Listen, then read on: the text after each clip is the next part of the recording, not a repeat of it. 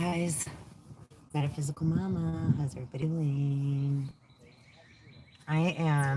This is a little episode on transformation. So I'm going to read out The Sacred Wisdom of the Native Americans. And this is by Larry J. Zimmerman. And I love this book. I'm going to start with this page, The Life of the Spirit. You can see the picture. So let's see, because we're in big times of change, aren't we? Making change, creating change, allowing change, right? Transformation. So the life of spirit. According to the Native American traditions, everything that the Creator made, whether animate or not, has been endowed with a spirit, which is consciousness too. There is no separation between the spiritual and the material, between the real and the supernatural, or between the animate and the inanimate. Because everything and everyone is endowed with spirit power, or medicine, relationships between humans, Mother Earth, who provides everything to sustain life and more, other creatures, and the ancestors are well defined. The earth provides for the two-leggeds, the people, and for all others who were put on it by the Creator. People are therefore expected to respect the earth. And don't forget, earth is a living entity also. In the last reading, I was speaking about time, right? Father time, and the universal father, space, being entities. The ocean is an entity, and we have more than one ocean. The earth is an entity. Gaia is an entity, right? Earth is the belly of Gaia, right? Let's see. Many four-leggeds, the animals, sacrifice themselves to feed and clothe people, who are therefore obliged to show respect for them. Do we? An extensive lore carefully explains the relationships between people, animals, plants, and the land. The ancestors who dwell in the realms of the spirits, so right, the universe is inside of you, which is also where ancestors may dwell, right? And our ancestors will give us the information we need, right? The universe is inside us, and our atoms have cellular memory data. So as we awaken into, right, more of ourselves, we evolve into more, right? It's respecting our ancestors with love because they're giving us the information that we need from within so that we can make it past where they have, right? So this is where we begin. All right. Humans also must respect their living kin and must provide and care for each other in order to survive. This complex system of mutual respect is expressed not only in rituals and ceremonies, but also in daily life, celebrating the spirit that unites all things on earth and reaffirms the sacred relationships and links between the world, which is thoughts and feelings that people produce and, right, spit out or leak out, or comes out like steam, produces clouds in the obscene storage. All right. But also in daily life, celebrating the spirit that unites all things on earth and reaffirms the sacred relationships and links between the world that people inhabit and the realm of the spirits. Mother Earth is both the everyday and the sacred, to be cherished and respected.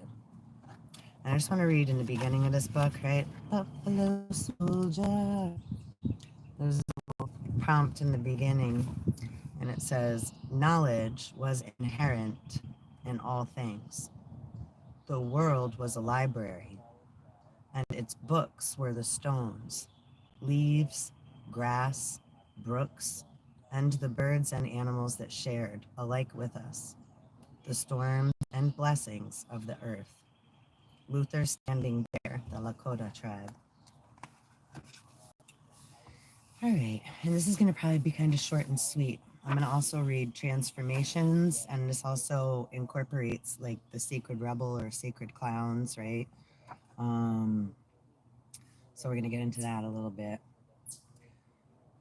Let's see, I'm just going to read a little blurb over here. It says, transformation masks, right? We're coming out of wearing masks, right? The devil's masquerade. Everybody, right? Been pretending there's something they're not for quite a long time, right? Get up out of your graves. All right. Transformation masks were used by many Northwest Coast tribes. They were opened at appropriate moments in the dance to reveal different aspects of the figure the dancer was impersonating. The Haida Thunderbird mask, shown opens to reveal a human face, expressing the dual human-animal nature of the spirits. Right? So we have human nature, we have our animalistic nature, right? We have our divinity, right? We have our childlike nature, which is still human, right? Not really, actually. All right, so let's see. For Native North Americans, the boundaries between the world of the spirits and the world of living people were not clearly defined. A third, in-between world of transition separated them. Every entity, to some degree, inhabited all three of these worlds, right? 33, 33, 33 is 99, and then you're the one, right? 0.1. You're the that makes it whole, 100%.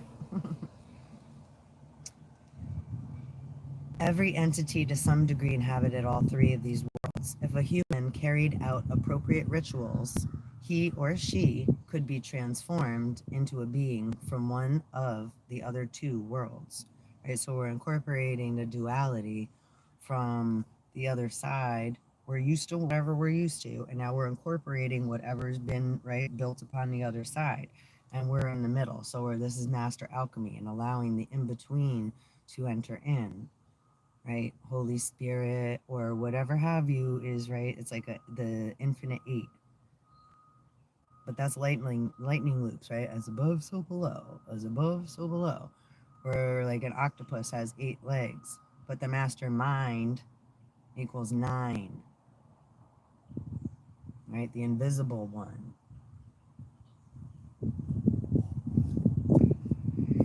Okay, such transformations often duplicated events of the beginning time. Right, the land before time. So when does time begin? Right, once we make a decision to then, right, to step out of ourselves, right? When the world came to be as it is through the agency of culture, heroes and tricksters, on ceremonial occasions, an individual might assume the appearance of such a figure and be thought, literally, to become that being. When a Blackfeet holy man put on a yellow bear hide for his audience, he actually was the bear. For many of the peoples of the Northwest Coast, the supernatural beings that shaped the world in the beginning time often changed themselves into animal or human form or took possession of people. Right? And now taking possession of another person, claiming possession, right? Saying things are ours, whether it's our children, material things, money, whatever it may be, another person, place, or thing, possession. Right? Now, shaman possession, or what have you, it's like if someone comes to a shaman or to a doctor, the shaman is going to help you heal. So the shaman is going to look at what is going on within you.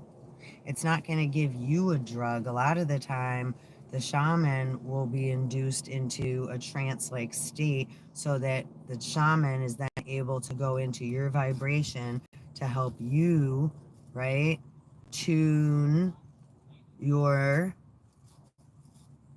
let me be an instrument of thy peace, your living instrument, right? If you're out of tune, we go to a doctor or we go to a shaman or we go to see someone and ask for help when we're out of tune, we're out of balance, we're at dis-ease.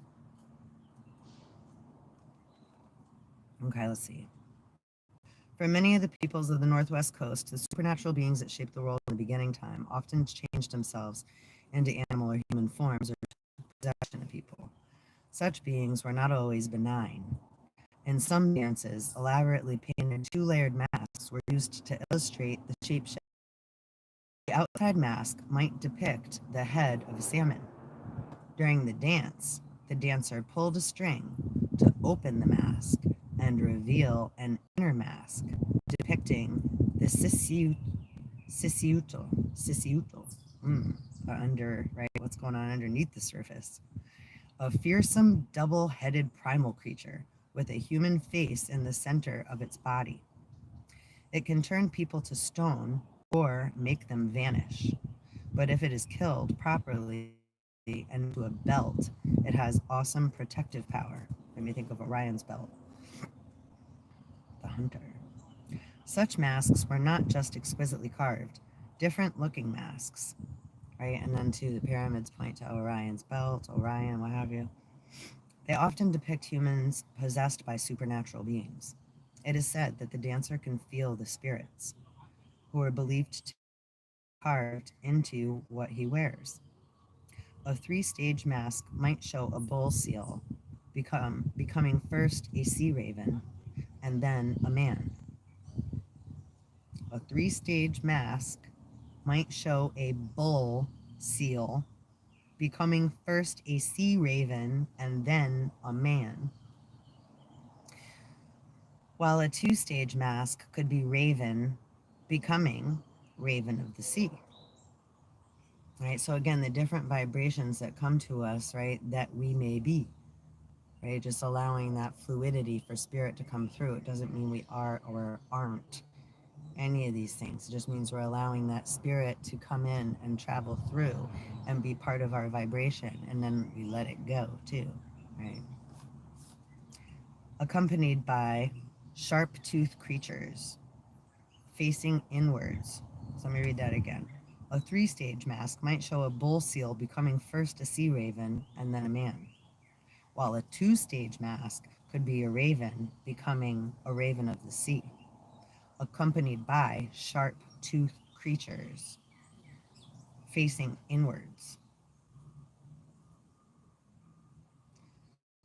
Perhaps the most dramatic of all the masked dance rituals was the Kwakiutls initiation ceremony for the Hamatsa, cannibal, secret society, during which the dancer enters a supernatural frenzy and becomes a flesh-eating bird. That's crazy because we were just talking about the vultures this morning. I don't know, I don't have that notebook with me, and I drew a picture while I was like listening to my friend talk, and as she was talking, I had this like vulture premonition or vision or whatever, and so I was drawing and it's like, so the vultures come and swoop down the dead carcass and take the meat, right, and then fly off with it, and now it's become part of them, right? You are what you eat, and then that gets transmuted into that bird, and then that bird enacts part of what it's just eaten, right? So same with us. So it's like whatever we're like eating of the dead or taking, like, right, and whether those are thoughts, because food for thought, right, thoughts in our head, or actual food that we're shoving in our mouth, right, that's then, right, we have to then digest.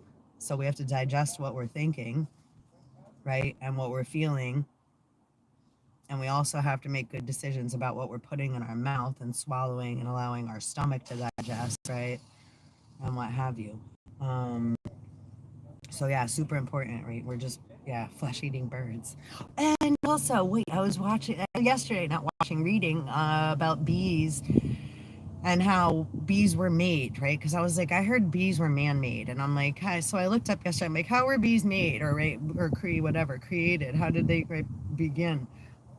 and I came to a I'll have to make another video on that, but it was really cool. What I came to, it was like what the museum, earthmuseum.com or something, museumoferarth.com, and they had really cool breakdowns about the bees, like the biology, the behavior, the anatomy, etc., right? So, and originally, millions of years ago, the wasps were meat eaters. They're like these million-year-old wasps, and they were carnivore.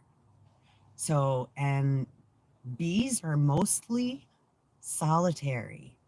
We think that they're like in like the hive mind. Only 9% of bees are social bees, which was really interesting too. And like the solitary bee or the like that wasp bee like doesn't produce offspring, or it does, but the offspring lie in wait until it's like the father god, until he finds his mate. So the babies, the eggs, don't, made me think of like Dracula too. What was that with the when they're trying to make the bat babies and it wouldn't work? Is that Frankenstein? One of the Frankensteins with Dracula. Um, so, but it's like, but, and so when they're trying to do it, that's not going to work. But the natural, all the eggs are in waiting, like the star seeds or in whatever. So they're all going to be born. They're already here, like when it's time. And then they'll, right. So like when it's like, oop, it's time, then they'll arise. So it's like, they're already here. Yeah. So cool. Really, really, really cool what I was reading and how I was interpreting it and all that. Um, so yeah, I'll do another video on that. Oh, I drew all over my ankle. I didn't even know it with my pen. Thank you for the like, whoever gave me that. I appreciate. Woo woo. Okay, let's see. Transformation also commonly occurs in animal calling ceremonies, such as the deer calling rituals of the Pueblo peoples, in which men dress as deer. At dawn, hunters call to the deer from the hills, and the shadowy forms of deer men on all fours emerge into the new sunlight with shaking antlers and hides. That came up too, the stag. One of the other girls that I watch often, and I love her so much. I'm not going to mention names because I don't always like to do that, but her name starts with an M, and she had was speaking about the architect and the oracle. It was that one. And that was the title of her thing. So if you know who it is. And so that, and that's true. So the architect, right, again, father of the matrix, universal father, holding the star in between his antlers, like the white stag. But that's a different star than the sea star in the bottom of the ocean, starfish, or the star that we see in the sky, right? The sun, different one. um, so again, that's like, yeah, holding an egg in between his antlers. Like there's a star, could be, um, yeah, ain't nobody touching that shit. All right, let's see.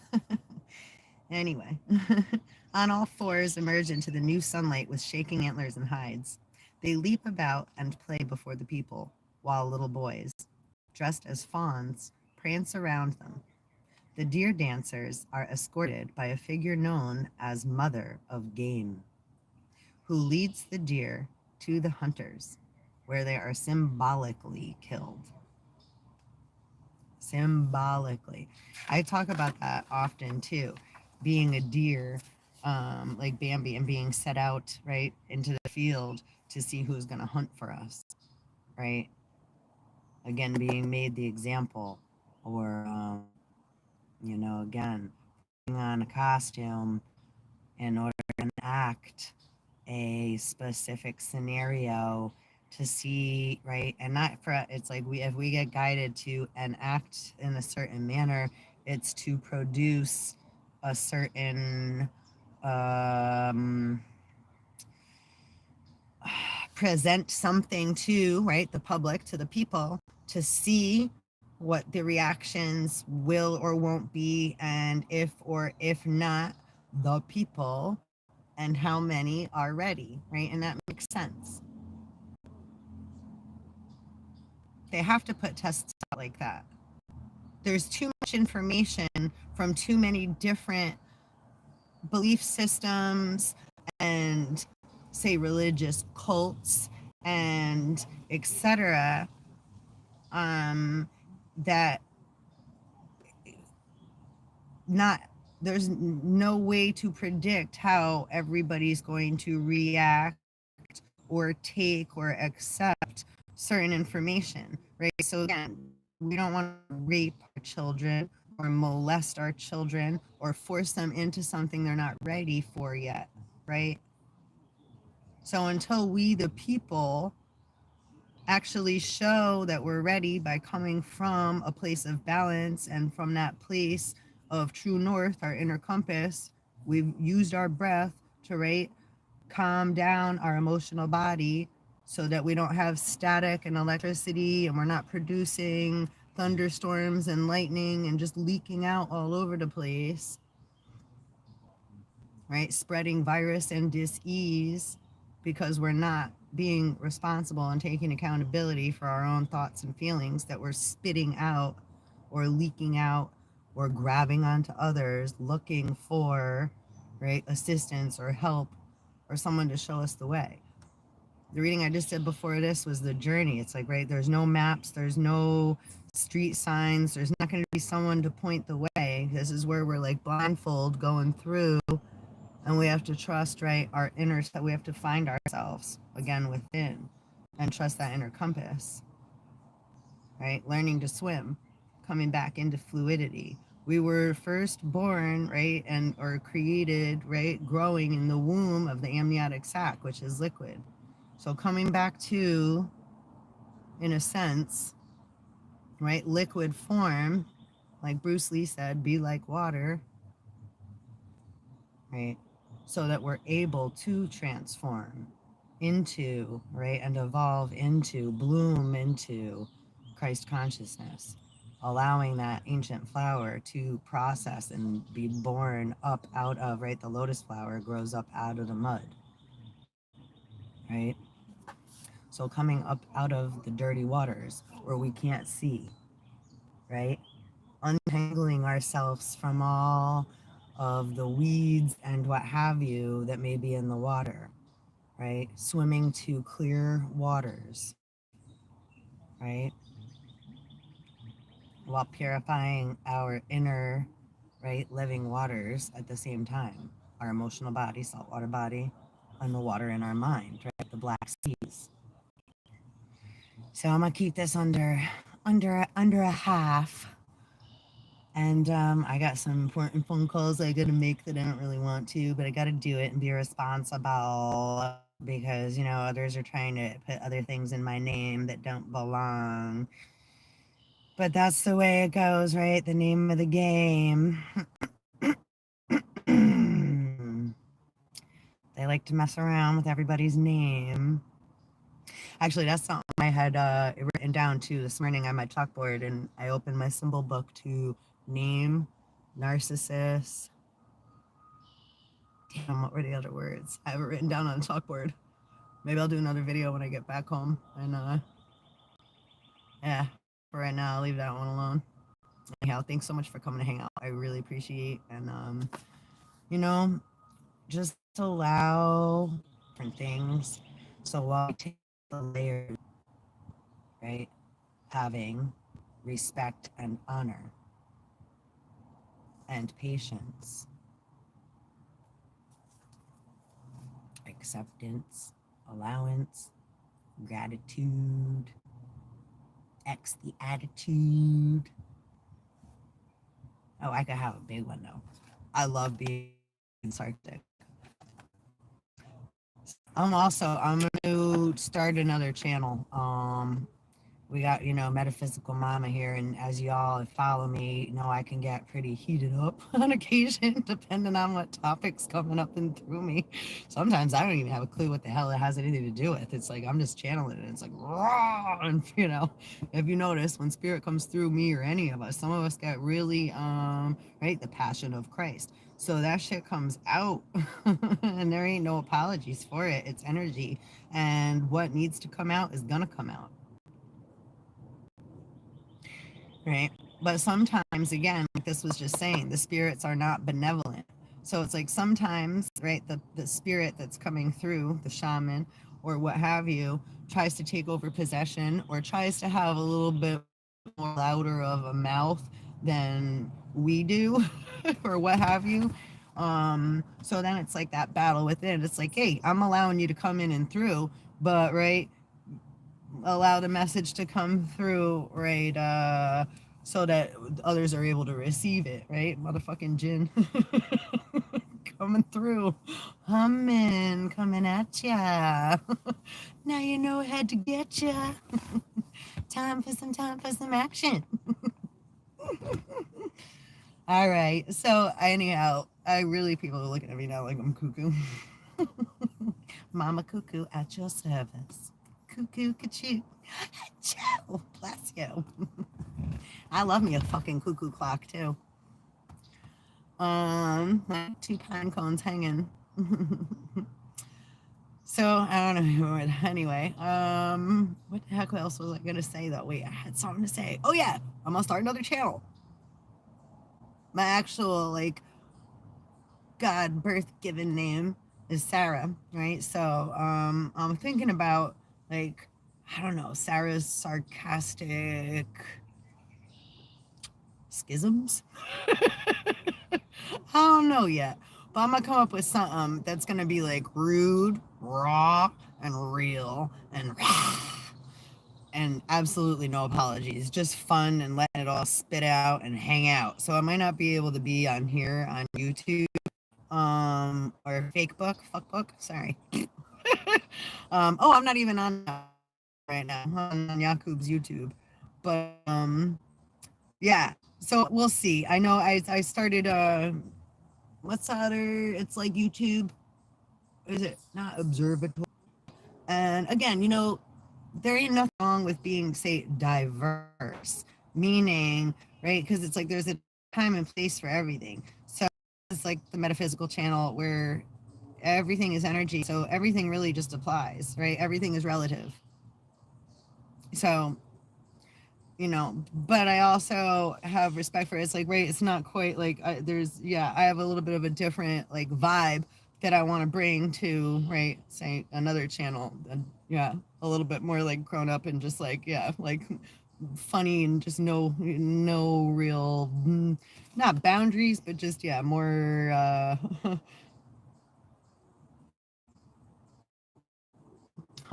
nowhere near Howard Stern, but just I don't know how. Oh yeah, Sarah. Sarah's sarcastic shit. That's it. And then two, because Lily, Day Lily. That was the other one. Yeah. See, I don't want to mix these two sentences together now, right? So let's clear a little bit because I don't want them mixed up. Anyhow, I'm just going to leave it at that because I have another idea for another channel too, but I'm not going to say that out loud right now because I don't want those two mixed. So, but anyhow, the vibrations and shit. Right? Careful what you say because the words are vibration and vibration creates form. So we don't want to say things that we don't want mixed up with others. Right? Words to the wise. All right, being wiser than serpents, I'm gonna get the hell off of here now. 30 minutes is past. Over the halftime mark. Staff of Frath. All right, later guys. Thanks so much for hanging out. Please subscribe and hit the little belly bell and share as well. Love you.